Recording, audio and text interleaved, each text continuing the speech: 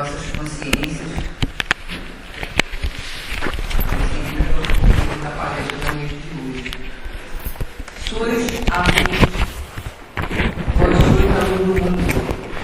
Em Mateus, capítulo 5, versículo 14. Isso que falou foi Jesus.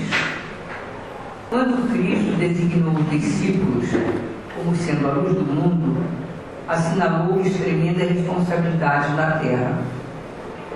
A missão da luz é clarear caminhos, varrer sombras e salvar vidas. Missão essa que se desenvolve invariavelmente à custa do combustível que lhe serve de base. A chama da candeia gasta o óleo do pavio. A iluminação elétrica consome a força da usina. E a claridade, seja do sol ou do candelabro, é sempre mensagem de segurança e discernimento, reconforto e alegria, tranquilizando aqueles em torno dos quais resplandece. Se nos compenetrarmos, pois, da lição do Cristo, interessados em acompanhá-lo, é indispensável a nossa disposição de doar as nossas forças na atividade incessante do bem, para que a boa nova brilhe na senda de redenção para todos. Cristão sem espírito de sacrifício é lâmpada morta no santuário do Evangelho. Busquemos o Senhor, oferecendo aos outros o melhor de nós mesmos. Sigamos-lo auxiliando indistintamente. Não nos detenhamos em conflito ou perseguições sem proveito. Vós sois a luz do mundo, exortou-nos o Mestre. E a luz não argumenta, mas sim esclarece e socorre, ajuda e ilumina. Já não é a primeira vez que eu leio essa parte.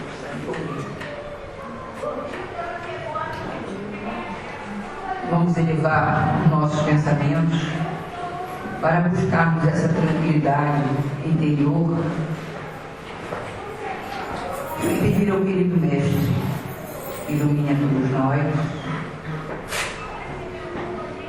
ilumine as coisas todas da noite de hoje, a nossa irmã Cláudia, para que possamos, acima de tudo, absorvermos esses ensinamentos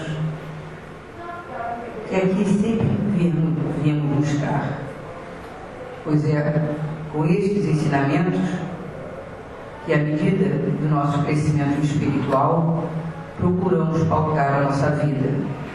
Que o Senhor ampare a todos nós, que assim seja.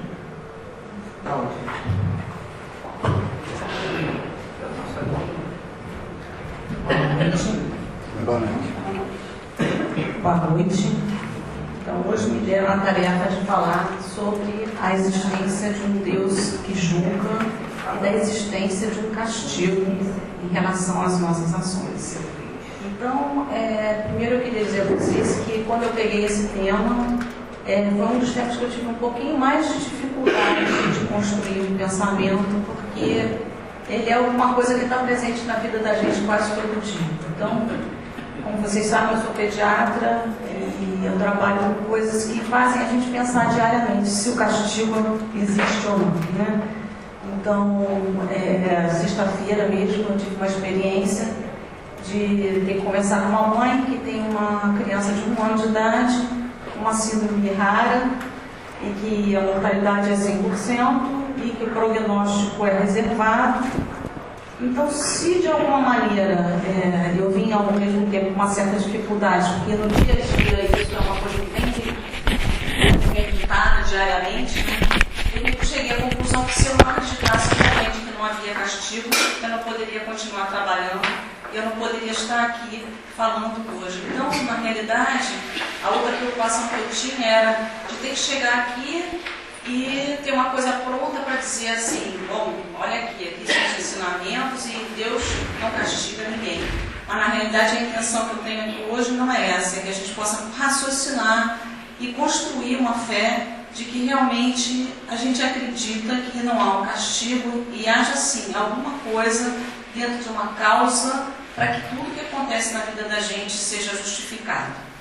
Então pode passar o primeiro. Por que a gente está falando da consciência e de Deus juiz. Porque as leis divinas estão impressas aonde? Dentro da nossa consciência. Então, de alguma forma, mesmo nas épocas primitivas, como a Vera falou na semana passada, a gente já tinha instintivamente dentro da gente a ideia da existência de alguma coisa que não perecia depois da morte do corpo. Tinha uma ideia da existência de Deus, mas a gente não tinha isso claro na cabeça da gente. Então, de alguma maneira, quando as religiões começaram a falar um Deus único, em que a gente sobrevivia à morte, a gente estava num estágio evolutivo onde a gente precisava que essa religião tivesse um cunho, dar um freio aos instintos que a gente tinha na época. Então, a gente tem que entender que, de alguma maneira, as religiões surgiram dessa forma, uma ideia de um Deus punitivo, um Deus coercitivo, porque provavelmente era disso que a gente precisava naquele momento, porque para que a gente pudesse ter uma ideia de evolução, a gente ainda não tinha a percepção do que é o bem na totalidade e a capacidade de escolher por si mesmo.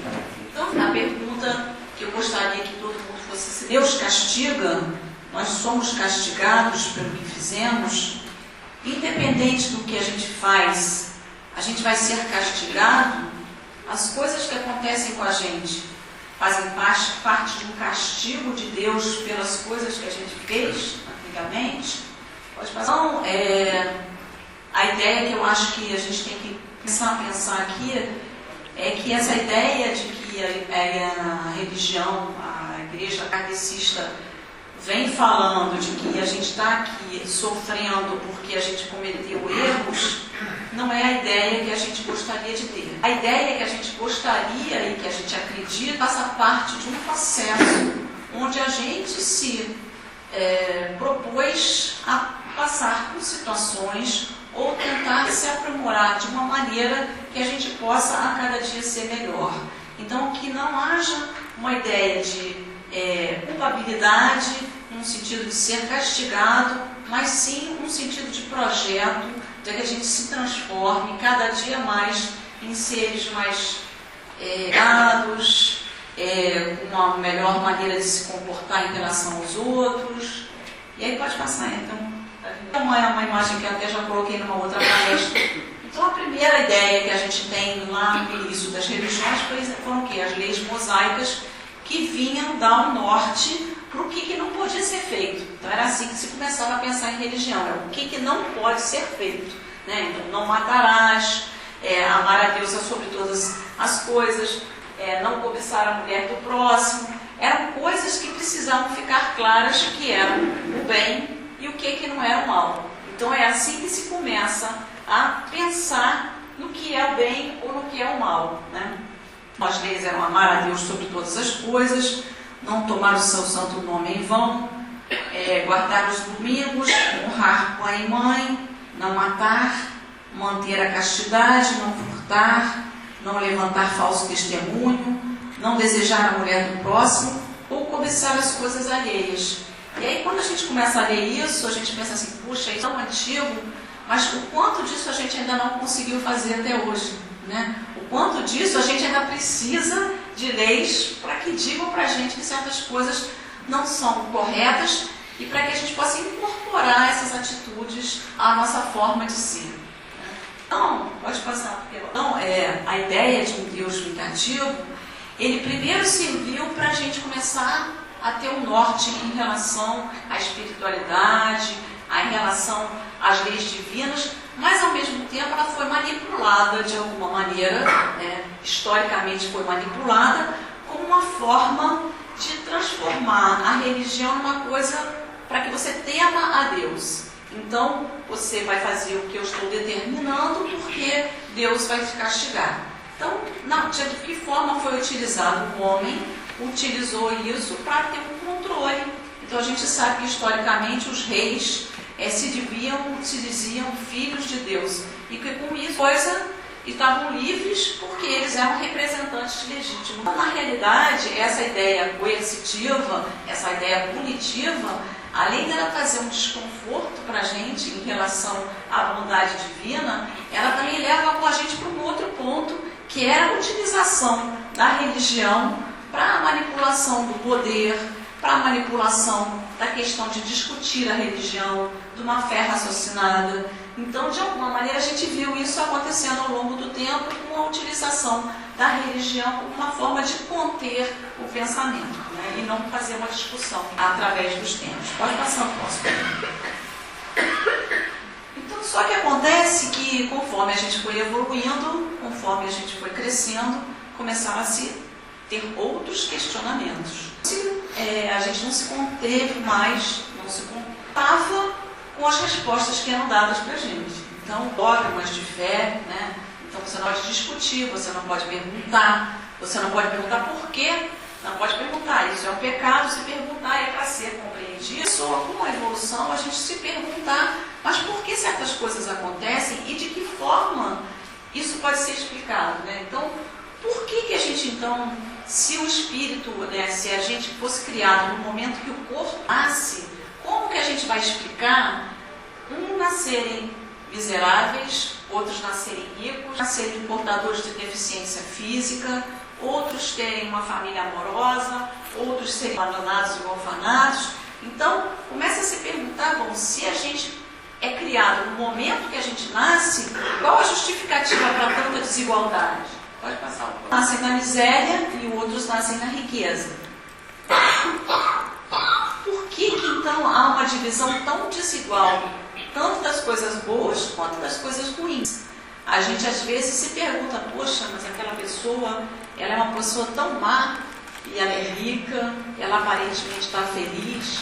É o contrário, uma pessoa que você vê que ela é boa, que ela tem uma forma bonita de se comportar, ela está numa situação dolorosa, ela perde um filho, né? Então a gente tem uma história de uma amiga que é pediatra, ela tinha 2 filhos. Um filho era uma pessoa com muita idade e o outro era um filho que ajudava ela a cuidar do irmão, e esse filho teve um acidente de automóvel. Se a gente não tiver uma visão espírita, a gente vai pensar assim, Deus é tremendamente injusto. Exatamente aquele filho que era bondoso, que era carinhoso, que auxiliava ela a cuidar do outro irmão que era um problema, foi exatamente aquele que desencarnou. Ela teve que lidar com a perda daquele que era exatamente o sustento. Dentro daquela visão antiga de religiosidade, a gente não consegue responder esses questionamentos da gente. A gente vai precisar procurar mais alguma coisa. Pode passar o ponto. Então, aonde estaria então a justiça divina se a gente acredita em Deus? Aí não tem jeito, a gente tem que fazer uma opção de fé.